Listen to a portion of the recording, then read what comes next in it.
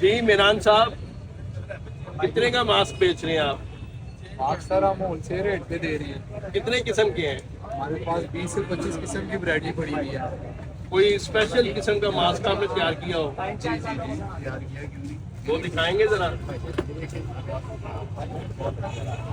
इसका क्या रेट है जरा? 4000 रुपए का सैकड़ा, 40 रुपए का पीस होलसेल। होलसेल में आपको 40 रुपए का? जी 40।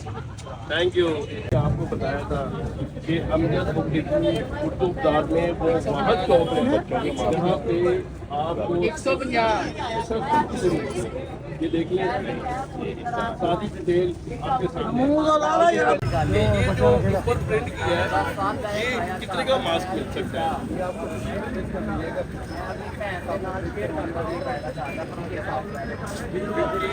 ये हिसाब से पर पीस 50 से मिलेगा और कितने का ऑर्डर देना पड़ेगा? 50 कम। अप्लाई का मास्क है वीआईपी गोरी वाला, वीआईपी बॉक्स रात अभी जाना एडी दूर जाना सी ते 150 रुपए का मिलेगा। ये सिंगल पीस 10 रुपए रिटेल है, 10 के हिसाब से 500 रुपए 50 पीस। ये आपको ये जो पिक्चर लगी है ये जरा मास्क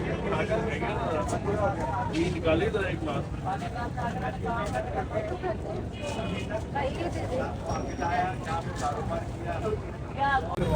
कोई भी प्रोडक्ट जो है वो अपना नाम, तस्वीर, कोई भी कंपनी की कोई भी चीज इसमें प्रिंट हो सकती है।